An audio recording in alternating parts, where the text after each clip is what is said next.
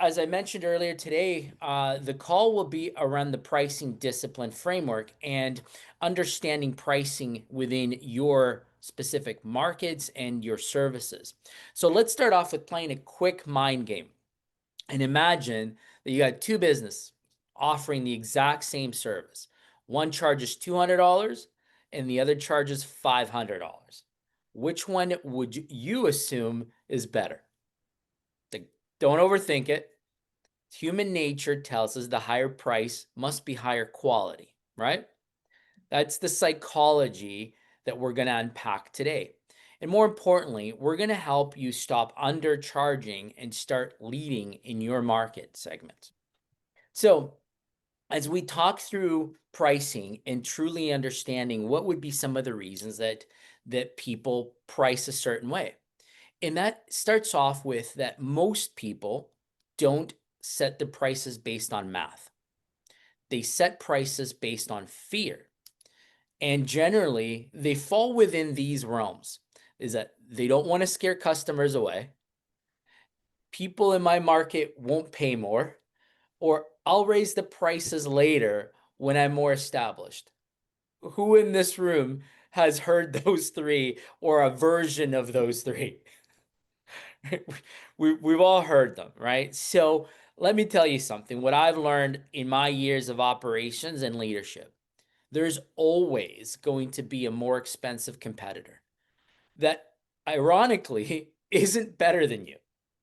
So they're just more confident, right? And so as I think back, and we all can kind of relate to these organizations, Apple, they don't sell phones.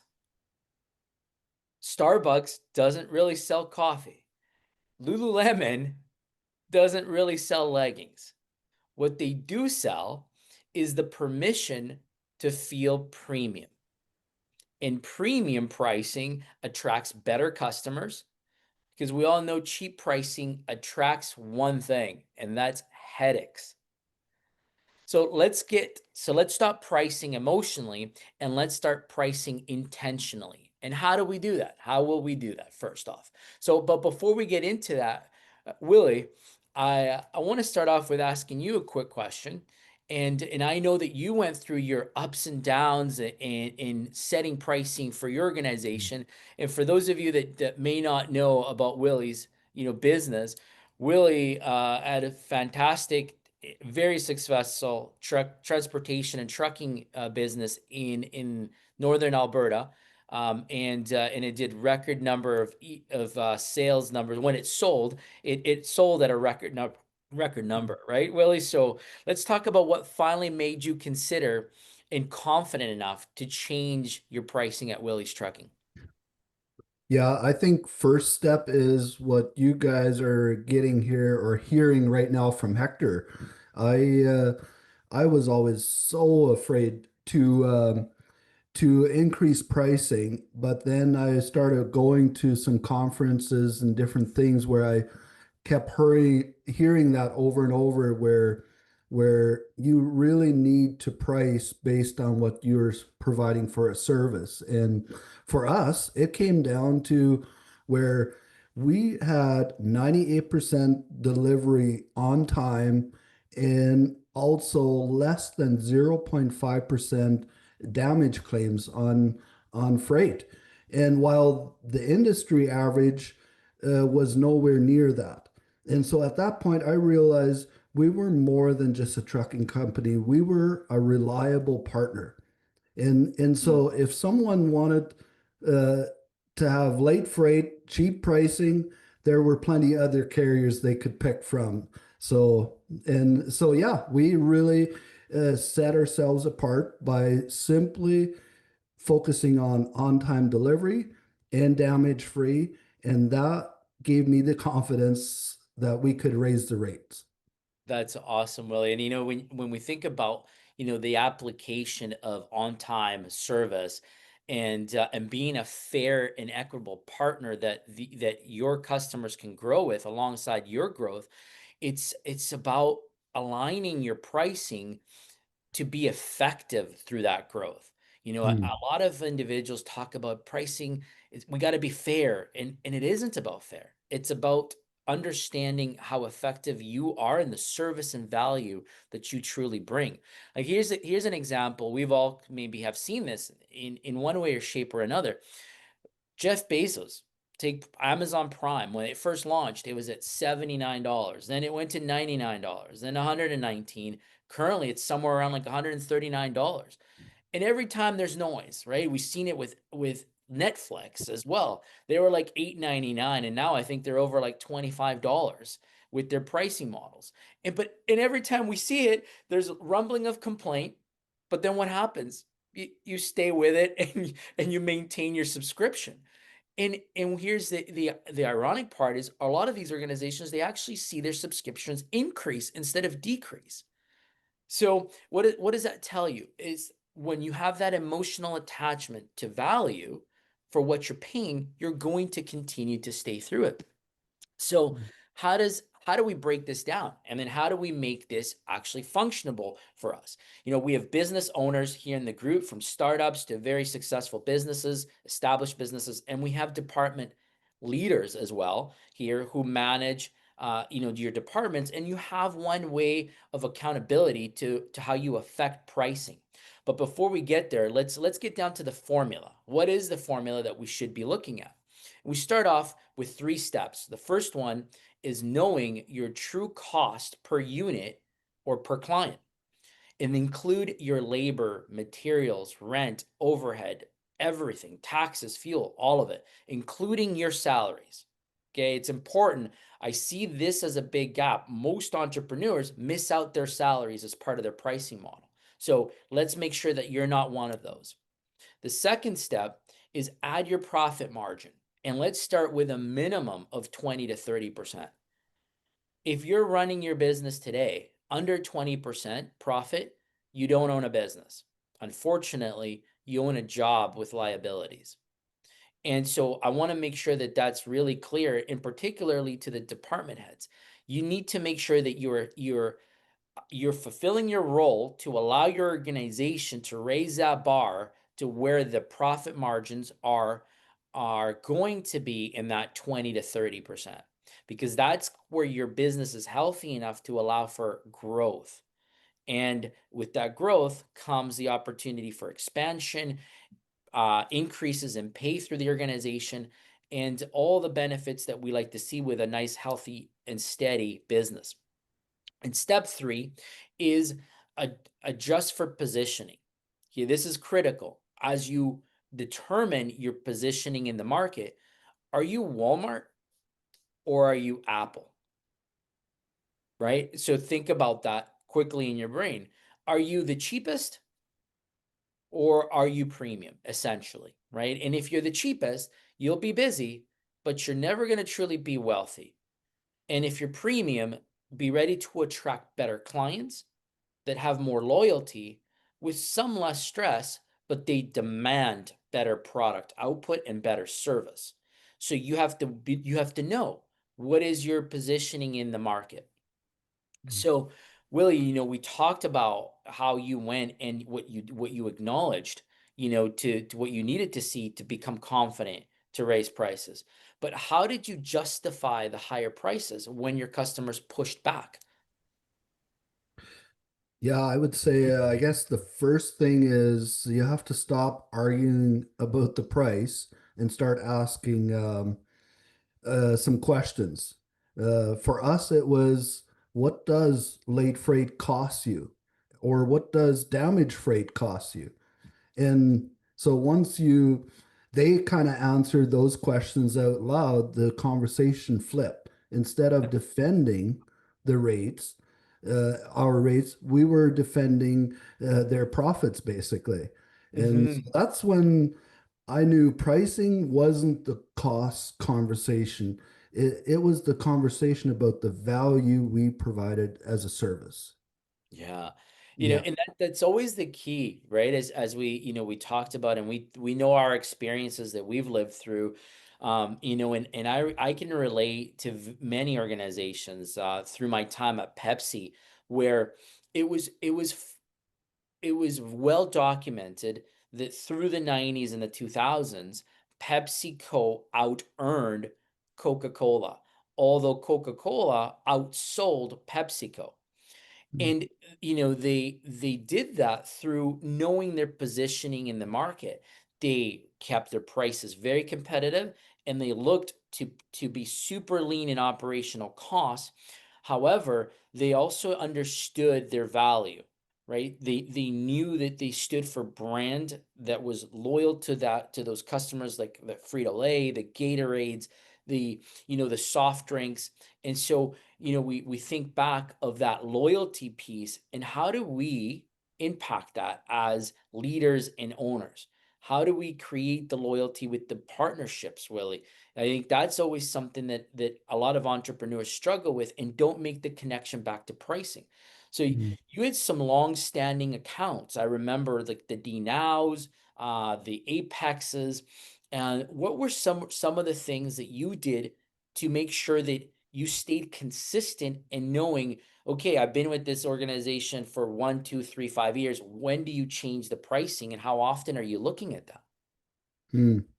Yeah, for us, it became a annual thing for price increase, and the focus was always again communicating the value that we would bring, and that we are bringing, and making sure we were aligned with that, and usually they agreed, but Yeah, but also, to be honest, we have lost a few clients in that that raising our prices. But one thing I would say, those were usually the loudest and the most demanding clients, and we didn't make any profit off of them.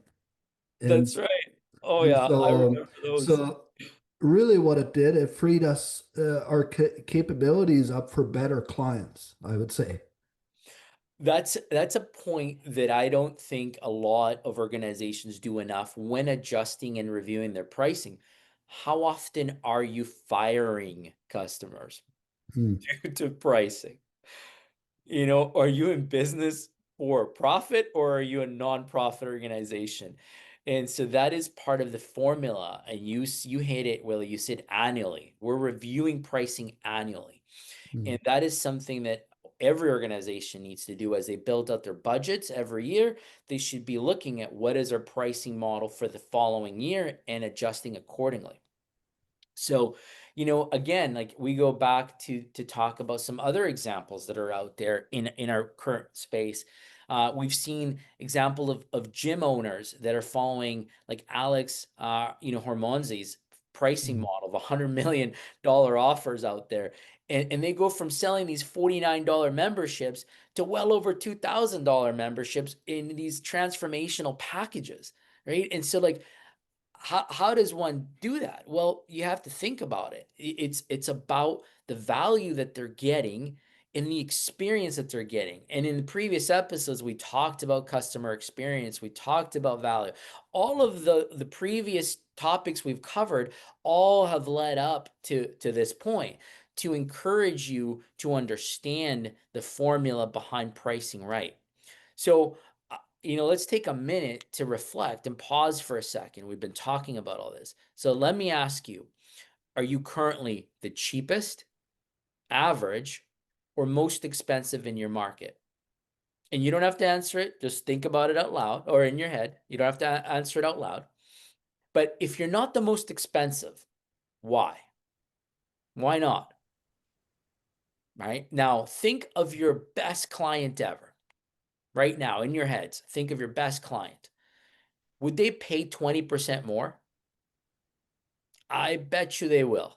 I bet you they will. If they're your most loyal, they value you, they've stuck it through, the ups and downs of, the learning curves that you may have had as a business, and they're still there, I guarantee you they'll still do that.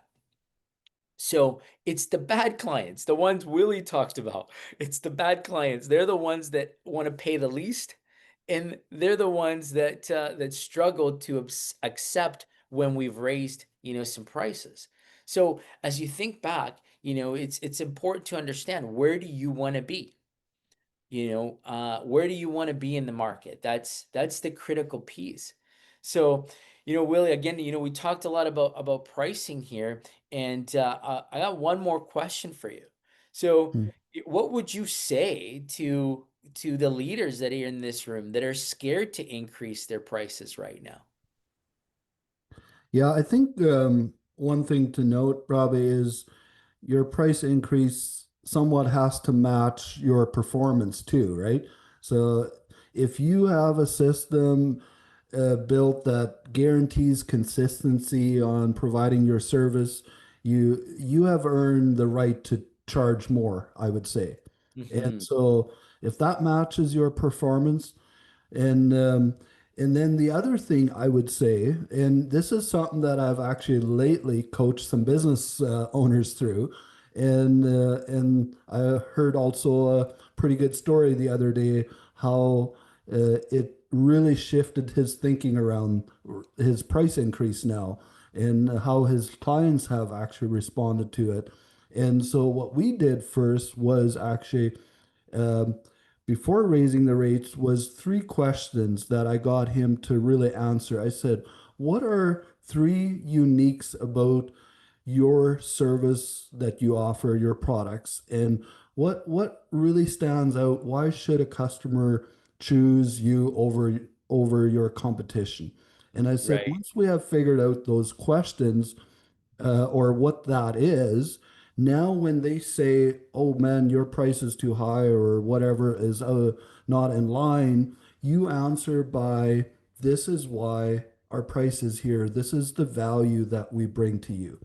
Hmm. And he had the one of those conversations with one of his clients, and he said it just instantly turned. And he said, "Yeah, I'll do it." And like it, he said it worked so unbelievable. He was pretty proud of himself the next day. That's a good one, Willie. Good story to share. And it outlines understanding your niche, your value, but also your ideal candidates, your ideal market candidates, right? And who are those ideal customers that you want to focus on? Yeah. It's interesting. We have a room full of business unit leaders here too, and I want to touch on this a little bit and pivot the discussion to aim it at your roles, because a lot of you might be saying, "Well, I'm not the owner. I don't set prices. I'm in ops. I'm in, X department." I want to tackle some of those misbeliefs because you actually are a critical component to ensuring that prices can be adjusted equitably and fairly for the organization. If you're running an operations department and you are horrible at delivering the service that your organization is selling, well, that's on your department. You have to focus on ensuring that you deliver those measurables that allows the organization to set price points. So that means you have to internally check on all of your processes and systems and people to deliver to those. The same way, if you're in sales, if you're leading a sales department and you're in this call, one of the biggest errors I see in sales managers is they're driven by sales activity, X number of sales, right? Or X number of revenue. And what is the one KPI that they tend to miss on when they're chasing the top line number? And that's the profitability. You're giving it away for free because you just want to make the sale. You're cutting away your profit margins. You're driving tons of activity, but at the bottom number, you're eating away from that 20 to 30% profit margin.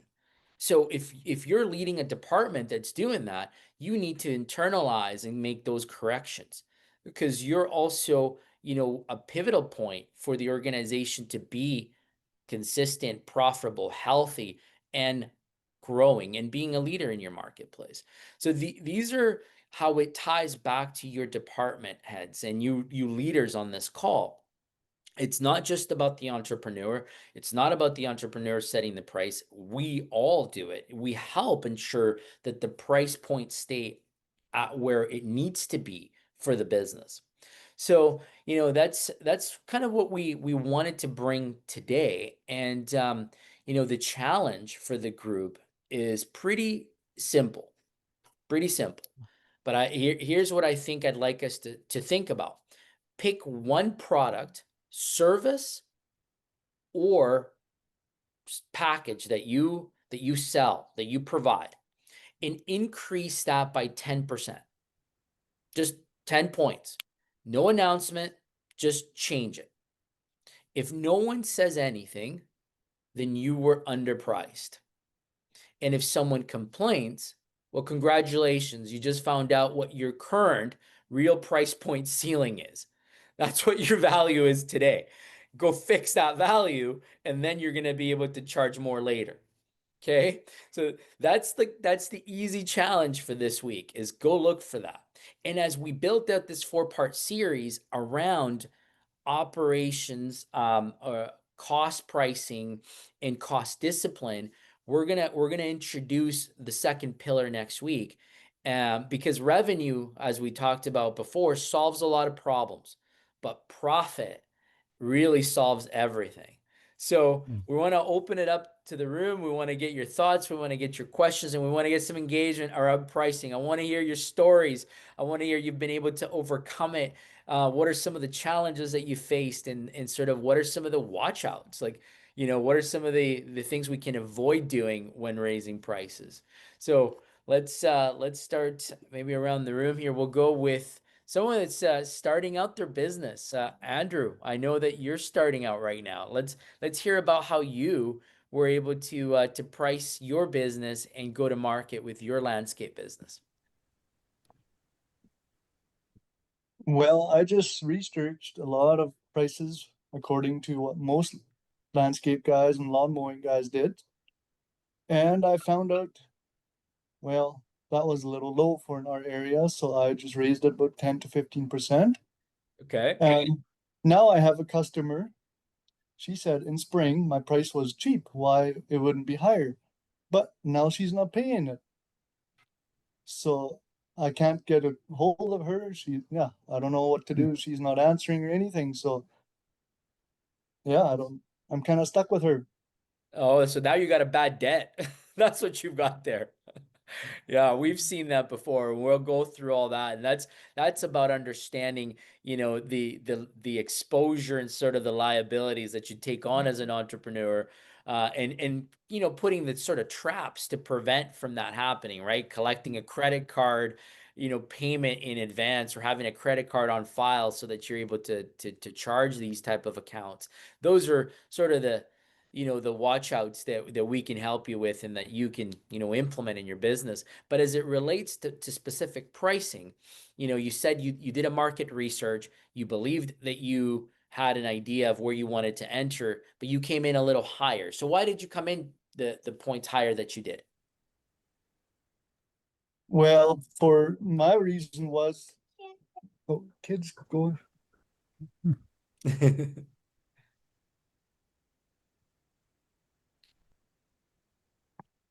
Oh, Andrew's got the family there. There you go. Good, good. We'll come back to you, Andrew. Maybe we'll go around the room. Maybe we'll go to Mike. Mike, I know you lead a department that is sales. So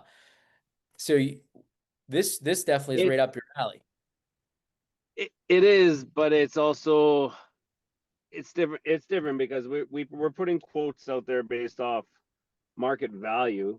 Hmm. Um, but we're nowhere near your 20 to 30% in our commercial division. Our commercial division, we're only putting 8 points, and we're Wow. still not winning. We're still not winning jobs at 8 points. Wow. We're still about 3% high is our Geez. feedback. So that's our commercial. So that's a very, very tough market Hmm. for us. And I believe it's for everyone, just being in an industry as long as I have for the commercial side. But in our production homes, we're sitting at about 24%. In our custom homes, we're sitting at about 28%. And then over in our service, we're sitting at about that 28% also, 28 to 30 over there. So we have them, I believe, where we should be over there. We Hmm. are talked about as one of the higher charged out companies, and we do stand behind what we offer. and it's what we're serving them, and it's what they're getting, and our service afterwards we're done, we take care of them, and we're doing well.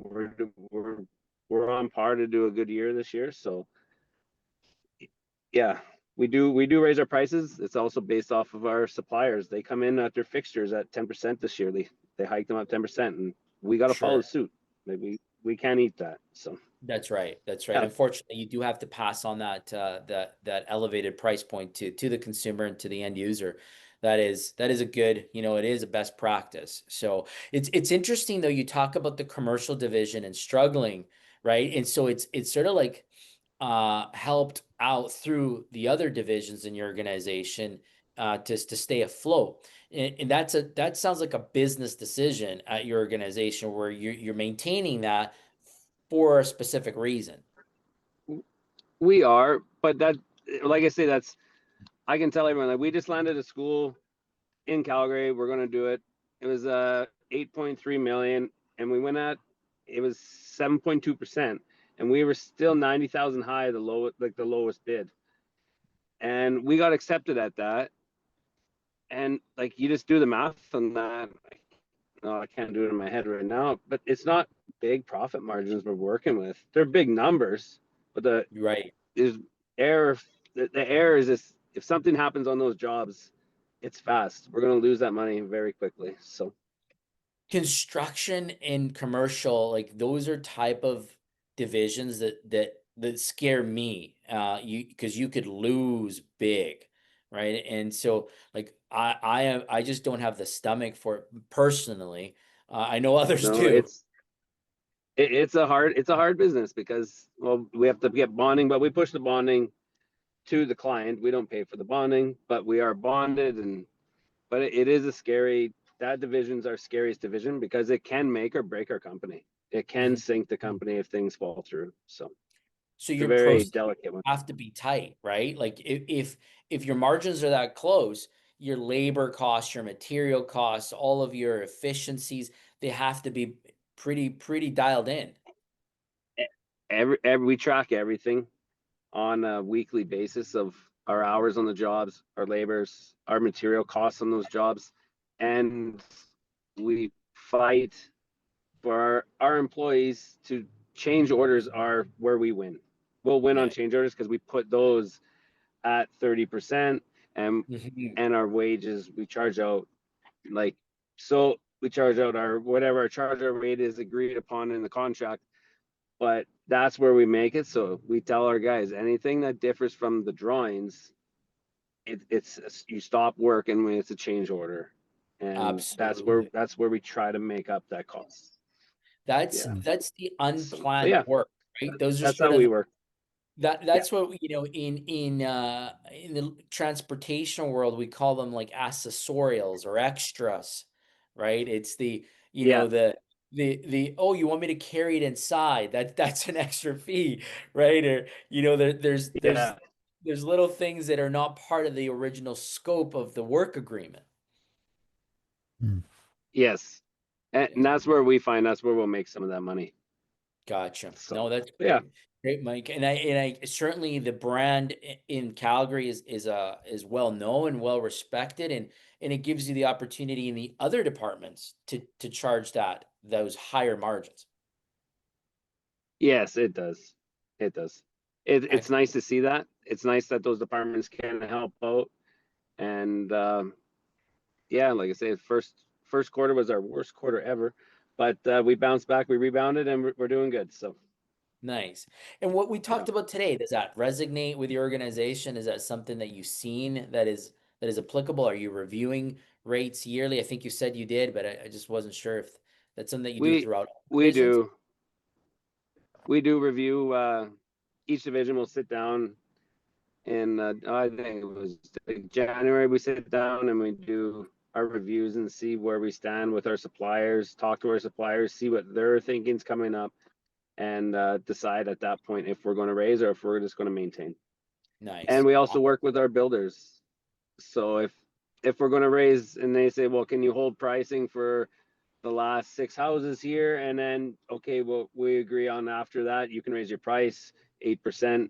and then we work with them. We're like, okay, we'll hold pricing on these homes, and then after that, everything jumps up. So we try to balance everybody out.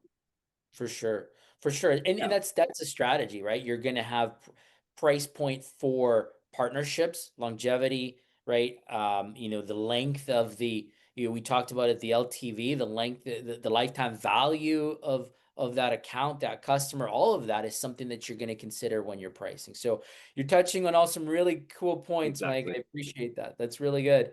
Thanks. All right. Well, Perfect. No sounds worries. like you guys Thanks. got it dialed in and excited to hear how it continues to evolve for you. I'm gonna pivot a little Yeah, for bit. sure. I'm gonna go to sort of the startup again. Tyler, you said that you're starting up, but you've had some experience in this in previous lives you were mentioning.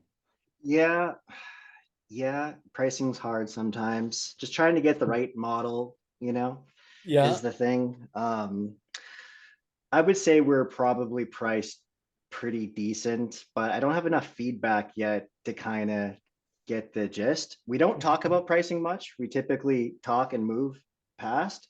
So maybe I am not enough, but I feel like it's worth trying out for another 12 months to get a feedback and then kind of adjust from there. But um, yeah, pricing in the consulting world, uh, when I went from like normal employment job and then I went into consulting and then I started getting work. And then I realized that I was like a third of what the normal rates were for charging in consulting. And I was like, what? This is what it's Yeah. normally like. So I had to do a pivot basically right there and repackage. But I try to set up packages where if it's planned, that it's better rate because it's easier. But if it's Yes. like last minute type thing or like by the hour, then it's kind of like we got to go this path basically. But That's right. I have a question with the change requests. Do you guys Mhm. also like log the problems and incidents? Like, are those also factors into the change requests? So I'm part of the job as well too, or I don't Yeah. know if I should ask questions to Mike, but Yeah, I absolutely. was just thinking like, Yeah, you no, know, because like direct it to the change room. requests are always a thing that you want to be on top of for sure, right? So, Yeah, Mike, but can you handle this one for Tyler? Yeah, no, in our yeah, when we get a change directive or a change order, or we look at what everything that's involved in that. yeah, From our time in the office at looking at that job. So every minute actually spent on that change order, not just what's required in the field, but everything yeah, spent on that, we actually put into that. And because no one's time's free, right? And yeah, yeah. sometimes we get major pushback with them, and we explain like every step, and we're open book. Like we show them our sheet, and this is what Mhm. we put into it, and and they always go through. The job's moving forward. We never try to gouge anybody, but we have to capture all costs Yeah, at the end of the yeah. day. Like like we always say, like we always give a little bit of freebies in the beginning of jobs because no one ever remembers you giving freebies at the end of the job. Like Yeah. Yeah. it's hard to say like where you give the free stuff and where you charge Hmm. for it. But we try to capture everything, especially being in those low margins. Yeah, for We have sure. no That's what I was options thinking. that Yeah. Yeah. No, that's A- a good point. And And you you guys, probably have to communicate that right away as well when that happens, right, Mike? yes, everything's communicated. Like you say, we're open book with our clients when it comes to all that stuff. Yeah. Um, they they want to see it, so we show it. We're not Yeah. hiding anything. Yeah. We're showing everything we have. and that's exactly the key, Willie. You hit it right on there when it comes to change orders and any accessorials or extra fees. You want to be transparent and you want to make sure that you're an open book. Customers' pain points, and we are all customers, we're all end users, and you don't want to see hidden costs. Hidden fees will piss anybody off. So it's best to be upfront, communicate it, get approval, get buy-in, and then go ahead and charge it. Yeah, Yeah. I actually had a conversation with Business Today.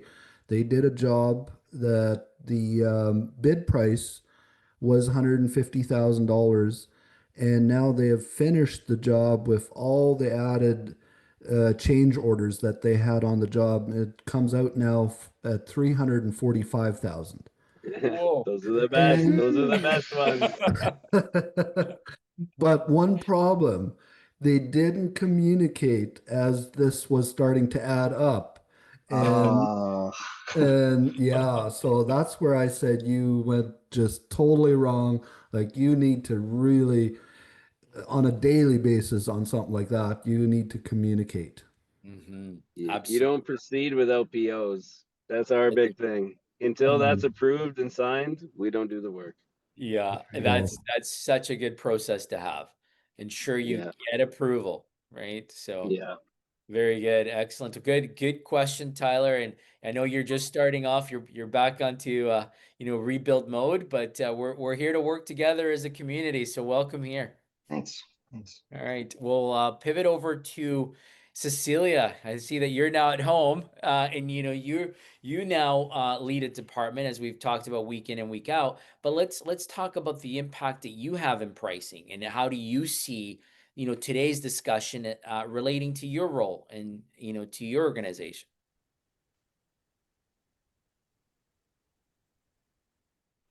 Sorry, I couldn't get the mute.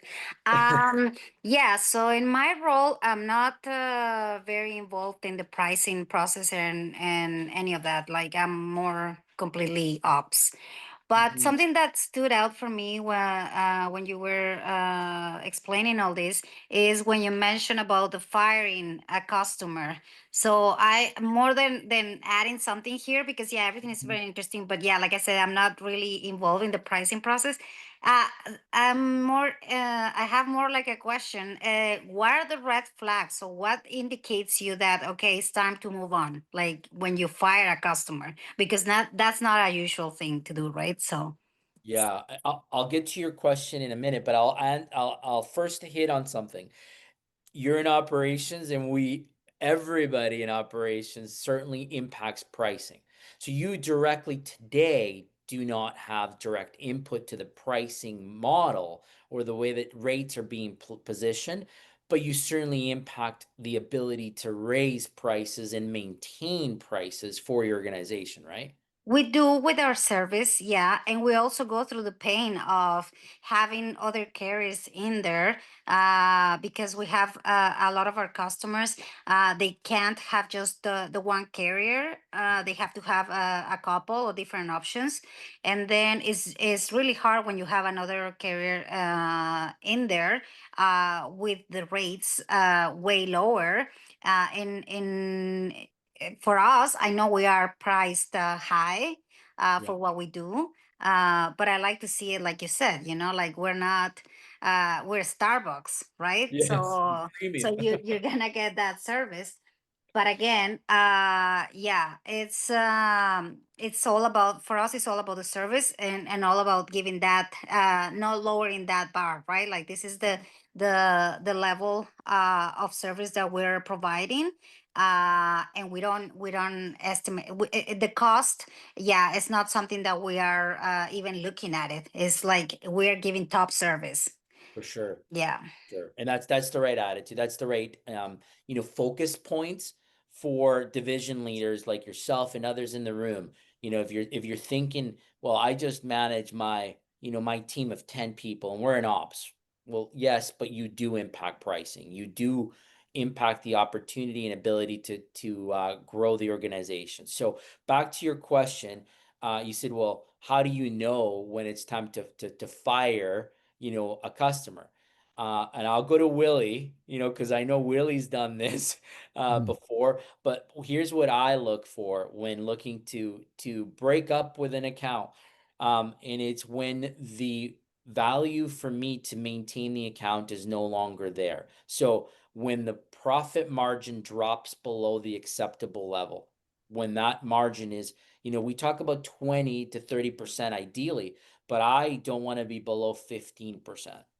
Anything below 15%, it's just not the right business strategy for me. And so as we look at leaders in our organizations, we should point out those ones that are 15% or less. And if they are, and there's a strategic reason because you're trying to hold share market, space in a particular area, or because it's a relationship. That could be the second reason why you want to stay there. You've got a long tenured relationship. They were early on from, you know, your early clients, and so you've maintained them. And so you've sort of allowed that to be there. But at the point that the margin is eroded and the requests and the headaches continue to outgrow that margin is when I say enough's enough. Like they're stepping on the value, they're stepping on the relationship, and the dollars amount don't equal here for us. And that's when I say it's time to move on, because we're all in business for profit, unless you're in a nonprofit organization. So Right. that's how I view it, and that's the way that I look at this. When they start nickel and diming you on everything, when they start, you know, pushing back and don't see the value add while they add on more, and more, but not increase the pay. That's when you start to put them in your radar of, you know, the accounts that you need to plan on losing as you do your annual review the next year. But Willie, I know you have certainly had the experience in having to do this. What do you do as a best practice for when having to fire accounts? Yeah, first the first thing, it always hurts to think of letting a customer go, and for me, the first thing is actually just start communicating uh, what we're experiencing as their the client from the other side, where we can't make a profit. And I know Abe Neufeld told me at one point, he said, I'm never afraid to share my financial statements with a client. If they think we're gouging them, let's share the financial numbers and say this is why we need to either pivot, change, and also you mentioned headaches. So I would bring all that up in conversation, and sometimes you can turn that around, and the customer becomes a great client. So that's always my first go-to. But then if it just doesn't change, you just have to give them notice, say we need to part way. Yeah, yeah. I'll give you an example of a organization that I have worked with in the past. Nobody from that organization is on this call today. Large landscaper out of Denver, Colorado, and they had landed $1 million a year account. So keep in mind, this is a landscape company. You know, they're 35 people and they land a big major contract, $1 million a year. They had to put staff on site for this particular account. It was a 7-day-a-week account. But the way they priced it with mowing with ride-on lawnmowers, right? Efficient, powered lawnmowers. Well, the account managers at the site actually wanted push mowers. So you could see the labor efficiency went really down fast because you know you now are having to add extra labor and cost with that price point. So they went back to them and they said, look, we can't, we're losing money with this. Although you're paying us $1 million, it's costing us $1.3 million to do this. We don't win here. And unfortunately, the organization just wouldn't budge. They were sticking to what they wanted. And then this organization had to make some tough concessions and ultimately ended up having to let go of that account because it couldn't work. There was no financial way that they could absorb that extra cost. Yeah. So it's about being able to stand your ground, understand where is it that you can you know, make adjustments, but knowing that when it's eroding your business, you will have to make a tough decision. Right. Does that make sense, Cecilia? Yeah. Yeah, it does. Okay, awesome. Great question. Let's go around the room. I know someone that is always looking at sales. Peter, you there, Uh, Peter? There. I am here. Yeah. These are actually great questions and great answers because we're kind of in the same boat. Like our company's been losing millions over the last 2 years, and they've never raised the prices for the past 10 years, and now they're looking to raise the prices. I got to be careful what I say here because it's Yeah. not in the books yet. So, Right, right. um, like, well, the kind of thing we had this training this morning. Like, we have kind of an Apple product with Walmart pricing. So Mm. we got to get it to an Apple pricing and an Apple product, right? But Yes. no, I really appreciate it because it gets me more confident to go out in the field because of what we talked about of the pricing, right? So if you have a premium product, why have a Walmart pricing? That's exactly it. That's it. And And stand behind it, right? You yeah, know, your service is there, the value is there, stand behind it. yeah. And so we're kind of the only company in Canada that actually offers what we do. So why why am I backing down on the price and say, yeah, our products are great, but the pricing is terrible? And no, it's not. It's actually the other way around. Hmm. Because if the company is losing millions every year, I mean, how long are you going to be sustainable, right? So I come to the terms and accept it, and you say, you know what, we have great products and great service, and if you don't want to pay for it, hey, that's not my problem. Right. You know, and it's about that attitude that you just spoke about, that confidence, right? Yeah, We said that earlier, is what makes us different as entrepreneurs and leaders, you know, from our competitors.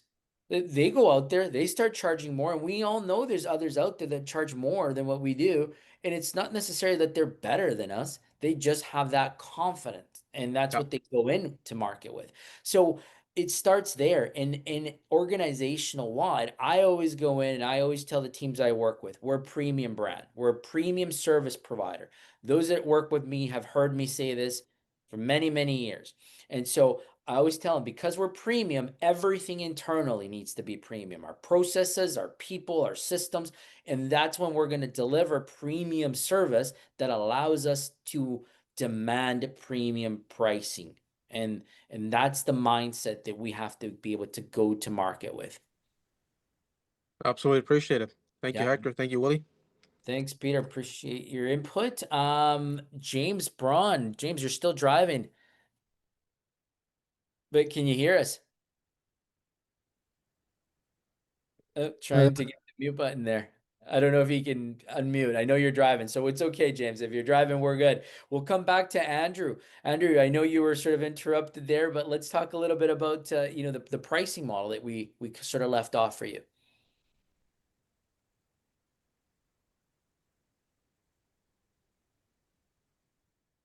Yeah, so I'm just kind of curious, what do you guys do in a situation that I'm in right now, like with the customer? I don't have credit card backup, Hmm. so but I know where she lives and everything, and I know her friends. Yeah.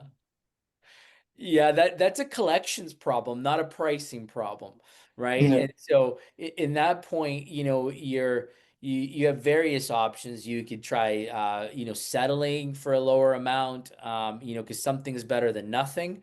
If that's an opportunity that you're willing to live with, you know, you could always go through, you know, collection agencies to try to collect this, meaning you sell the debt off, but if it's not large enough to sell, some people won't buy it, or you can go through the small claims court. And lastly, not ideally, you write it off as bad debt, and it just becomes a write-off for your business, unfortunately. Those are sort of your options on that scenario that you've described. Yeah, it's only a small, like it's under $1,000, but still, Mhm. I've mowed, I've done a couple things on her yard, and just one question I also have is how much do you increase the interest a month? Like just 2%, like for every month she doesn't pay. You mm, can. Sorry, so the interest on the debt. Yeah. Ah, yeah, yeah. I mean, that's based on your terms. I'm sure that you've outlined that through your service agreement, right? Um, Mm. but that's where you want to stick to and be legal on that. You don't want to adjust it, you know, just because the length of time has Mm. passed. Unfortunately, you need to make sure that you stay legal as well, Mm. and provide that equity and fairness. My suggestion on this, less than $1,000. I don't know the size of your revenue or business, but provide a settlement, try to get something, and if not, then you just got about $1,000 of a write-off, for your organization, unfortunately. Right? But don't let that discourage you from pricing right in your space. Right? Every business has these. There isn't one that I know of that has never gone through that tough situation. And yeah, Tyler, exactly, fire her, right? Like, move on. Own the bad debt, move on, close the chapter, and you can go on to somebody else who values you, values your service. That's how I position this one. Willie, I see you're ready to say something there. Yeah, no, I was just gonna add, lately I've worked through some stuff with other businesses where they have outstanding receivables in, but the first part it was just a handshake deal. Nothing is on paper. And so that's where a lot of problem lies for a lot of smaller business I see where the service agreement isn't in place. So I Oh think yeah. that's one I was going to point out.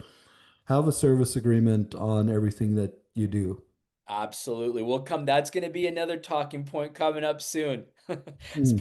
we're going to make sure that we avoid some of these pitfalls, right? Yeah. James, I James looks like has his mute button off. yeah, I would just noticed that. So I was going to come to you, James Braun. How are you, sir? Good, you? Good, good, good. Are you Good. still out in the I field? What's that? Are you still out in the field? I was on a service call and then I had to hang up and go fix some stuff and now yeah. So Nice, one of nice. those days. One of those, I like it. Good stuff. I I How does it missed relate to you? No, go ahead. I was just gonna say I missed the majority of you speaking, so I'm catching what the topic was about. But yeah, I think it's a struggle for every small business Mhm. to keep um, accounts for customers that obviously it always seems expensive, but I think you gotta weigh the value you bring versus what you're charging. And I had a client that I was talking to Willie about yesterday, and when you were talking of firing clients, well, yeah, there's definitely those guys out there that makes the guy wonder, is it worth my time to do work, right? So Yeah. They're already in the penalty box for you. Then it just becomes a matter of time for you to make a decision, yeah, yeah, right? for sure. If you can Yeah, salvage it and you can come to terms, great. But if you can't, it's like a bad employee in your organization. right. Don't don't dwell on it. Don't make it last longer than it needs to, right? You've identified already it's a bad person in your team. We always say hire slow, fire fast. So it's something that you would need to position yourself to do that. Right. Yeah. No. And this customer, we never do work for him. Right now, we did one job, and it's he's being difficult and stuff. But off of what Willie was saying there with the agreements, I think that's definitely something that's very lacking. That's even lacking in our business. We do a lot of just um, replying to an email or please proceed or sign an estimate and all that stuff. Change the topic here, but yeah, that's definitely something that is lacking in a lot of small businesses, I think. So Yeah, absolutely. We'll get to that. I know that's starting to come up twice here, so we'll definitely make sure we put that on our schedule to cover as a topic here in the near future. In one example, I was going to bring up for James there, and you can maybe speak to that a little bit, where I've worked with James and he's been implementing other systems, looking at a CRM program Mhm. but internally he has a whole operating system now on an app and all that for all his service techs and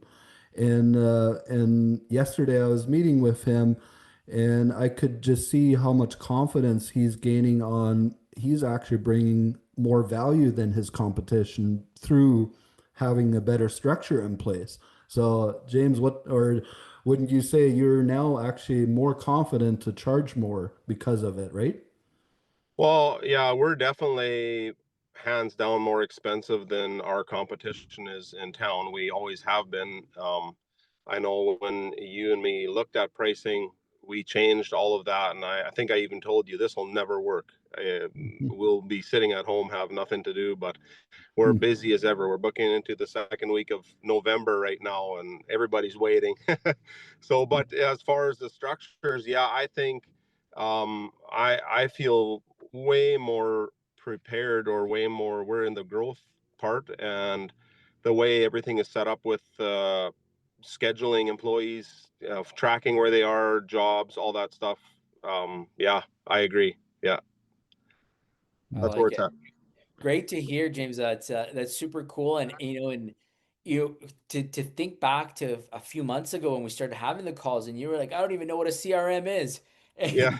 and and here you are already, implementing a CRM and seeing the value of that, and moving along with some of these technology initiatives that are allowing you, to scale. You're starting to say, hey, I'm adding value to these organizations. We're ready to ramp up pricing. We're ready to do a bit more here. So super good to hear.